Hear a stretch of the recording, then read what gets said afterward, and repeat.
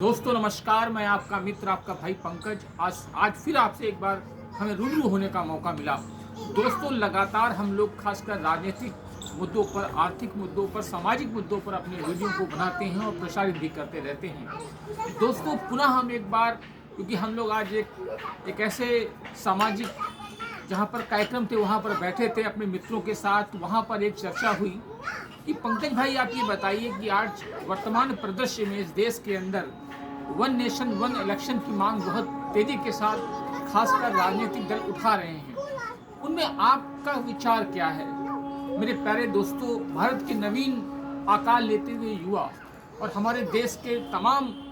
भारतीय राजनीति के पुरोधा, भारतीय राजनीति के समस्त राजनीतिक दल, देखिए मेरी अपनी विचारधारा है, क्योंकि मैं कोई राजनीतिक दल का किसी भी पार्टी का सदस्य नहीं हूँ। मेरी अपनी जो विचारधारा है उसको मैं आपके सामने रख के बताता हूँ। देखिए मेरे दोस्तों, मैं एक चीज़ आपसे ये कहना चाहता हूँ कि बहुत बड़े पैमाने पर, खासकर ये मानिएगा, मैंने भी लगातार 2-4 दिन पहले एक समाचार पत्रिका में मैंने इस चीज़ को पढ़ा था कि खासकर उसमें ये मानिए भारतीय जनता पार्टी के राष्ट्रीय महासचिव भूपेंद्र यादव जी का और राजू प्रताप रूडी जी जो खासकर केंद्र सरकार में मंत्री हैं, और बिहार के सैयद शहनवाज हुसैन, उन्होंने अपनी कुछ बातें, और हमारे राष्ट्रीय जो गीतकार हैं कैलाश खरे जी, एक ऐसी मुहिम बहुत बड़े पैमाने पर इस देश के अंदर चलाई जा रही है जिसके माध्यम से इस पूरे देश के अंदर, या मान लीजिए संपूर्ण 29 राज्य और 7 से 8 केंद्र शासित राज्यों में जब इलेक्शन हो, लोकसभा के, विधानसभा के, उन सबको एक साथ किया जाए। मैं एक चीज़ ये कहना चाहता हूँ, देश के समस्त अपने देशवासियों को बताना चाहता हूँ कि भारत की न्यायपालिका, कार्यपालिका और व्यवस्थापिका और मीडिया आज बहुत बड़े पैमाने पर प्रासंगिकता की ओर लगातार ये लोग बढ़ते जा रहे हैं। हिंदुस्तान जिसको हम बोल सकते हैं एक ऐसे गढ़ा जाता था, लेकिन आज की वर्तमान परिदृश्य ऐसी है कि जिसको मैं शब्दों में बयान नहीं कर सकता हूँ। भारतीय जनमानस, भारतीय सभ्यता और संस्कृति का एक ऐसा समन्वय जो हिंदुस्तान की राजनीति को अपने आप में एक अमिट छाप छोड़ता है। मैं देखिए सदैव कहता रहता हूँ कि जिस प्रकार हमारे भारत के यशस्वी और माननीय प्रधानमंत्री जी, भारत के महामहिम राष्ट्रपति महोदय और राज्यों के मुख्यमंत्री, आप देश के अंदर ऐसी मुहिम को क्यों चलाना चाहते हैं? आप कहते हैं कि इससे धन की जो बर्बादी है वो उस पर लगाम लगेगी। 2009 का लोकसभा इलेक्शन हो, चाहे 2014 का हो, 2019 का हो, और राज्यों की जितनी भी राज्य हैं उनकी विधानसभा चुनाव, उसमें यह मान लीजिए,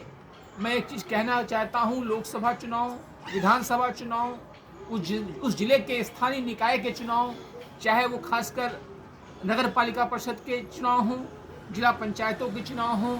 ग्राम पंचायतों के चुनाव हों, किसी भी स्तर का चुनाव, स्थानीय निकायों जिसको हम बोलते हैं, अपने गांव की सरकार, ग्राम की सरकार, आप ऐसी चीज़ों को क्यों लगातार लाना चाहते हैं?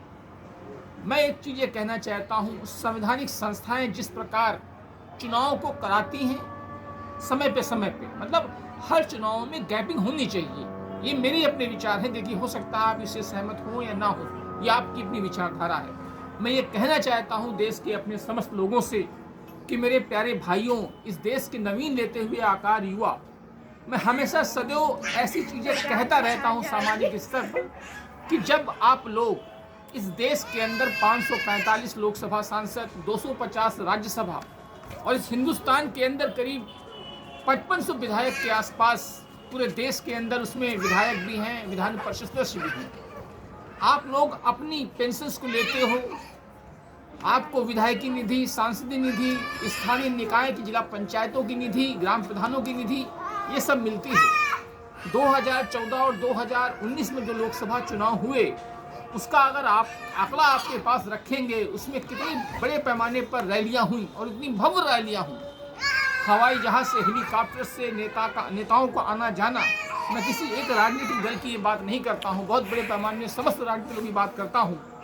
आप उनके साथ जब वो चुन के विधायक बनता है, सांसद बनता है, तो उसको आप 2-2 गनर देते हैं। उसके बाद अगर वो मंत्री बनता है तो उसको आप 5 गनर देते हो। कोई बहुत बड़ा विधायक, सांसद, मंत्री है तो उसको आप जेट प्लस सुरक्षा, वाइस सुरक्षा और कितनी सुरक्षाएं देते हैं। आप एक चीज़ ये बताइए, आप कहते हैं कि पैसे की बर्बादी होती है, आप पहले तो जो ये बर्बादी इसको रोक लीजिए। हिंदुस्तान का जो लोकसभा सांसद चुन के जाता है दिल्ली में, सरकारी आवास, सांसद आवास आवंटित होता है, मंत्री बनता है तो उसको मंत्री आवास आवंटित किया जाता है। जब आप ऐसी स्थितियों पर लगाम नहीं कसेंगे तो आप चुनाव एक साथ करा के क्या करना चाहता हूँ। मैं एक चीज़ समझ रहा हूँ कि आप ये चाहते हैं, आज की वर्तमान सरकार ये चाहती है कि हम एक साथ चुनाव कराएं और चुनावों को कहीं ना कहीं ढंग से बहुत बड़े मात्रा में प्रभावित करें। देखिए, मैं एक चीज़ कहता हूँ अपने देशवासियों की, लोकतांत्रिक शासन व्यवस्थाओं में जनता जनार्दन आपका भाग्य होती है। वो जनादेश जिस भी राजनीतिक दल को देगी वो सत्ता पे काबिज होगा। लोकतांत्रिक शासन मूल्यों का हास मत करिए। अभी आपने एक दिन कहा था किसी राजनीतिक प्रवक्ता ने कि अभी चुनाव हुए, वो एक साथ हुए, लोकसभा और विधानसभा को चुनाव, खासकर उसमें झारखंड है और शायद आपका एक कोई और राज्य था, मुझे नहीं याद आ रहा है, कि उन चुनाव में, लोकसभा चुनाव में वहाँ की जनता जनार्दन ने भारतीय जनता पार्टी को जिताया और राज्य की चुनाव में वहाँ की क्षेत्रीय पार्टियों को जिताया। मेरे प्यारे देशवासियों, मैं सदैव ये कहता हूँ कि देश की एकता, अखंडता को अक्षुण्ण रखते हुए समाज के हर तबके के लोगों का अभिनंदन और वंदन करता हूँ और ये प्रयास करता हूँ कि मेरा भारत एक ऐसी नवीन विचारधारा को गढ़े, यहाँ के युवाओं के सर्जन के लिए काम हो। लेकिन इस देश का दुर्भाग्य, इस देश की ऐसी विडंबना है कि जो लोग लोकतांत्रिक शासन व्यवस्थाओं में, लोकसभा, विधानसभाओं में बैठते हैं, वो ये भूल जाते हैं कि जिन युवाओं का हम वोट लेते हैं, जिन जनता जनार्दन का हम वोट लेते हैं, सबसे ज्यादा असल में वही परेशान रहता है। मैं इस चीज का पुरजोर विरोध करता हूँ। हमारे राष्ट्रीय संगीतकार, गीतकार कैलाश खेर जी एक ऐसी मुहिम बहुत बड़े पैमाने पे समस्त राजनीतिक दल, उसमें खासकर भारतीय जनता पार्टी एक मुहिम को खासकर जन जागरण के माध्यम से करना चाहती है। वो एक बिल के माध्यम से पेश करेगी जिसमें वो देश की सहभागिता, देश के नागरिकों की सहभागिता चाहेगी।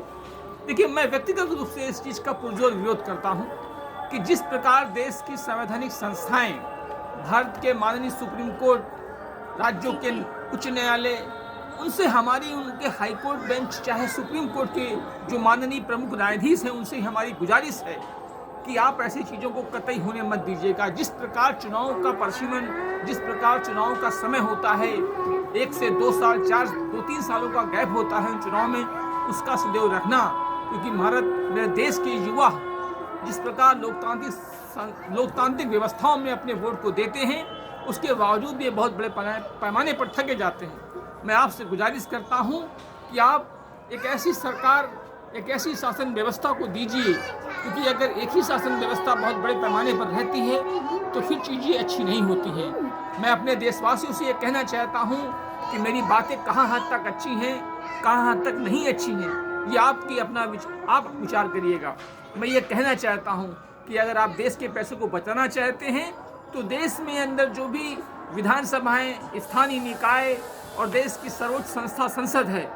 उसको आप जिस प्रकार चुनाव होता है उसी प्रकार कराइए, क्योंकि वर्तमान सरकार संविधान में इतने बड़े पैमाने पर संशोधन लगातार करती जा रही है।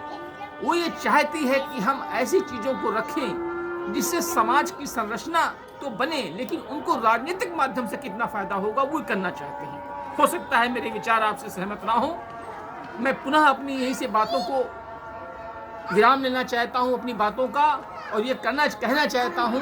कि जिस प्रकार चुनाव प्रक्रिया होती है उस प्रकार सदैव चलती रहे। इसी के साथ जय हिंद, जय जवान, जय किसान, जय विज्ञान।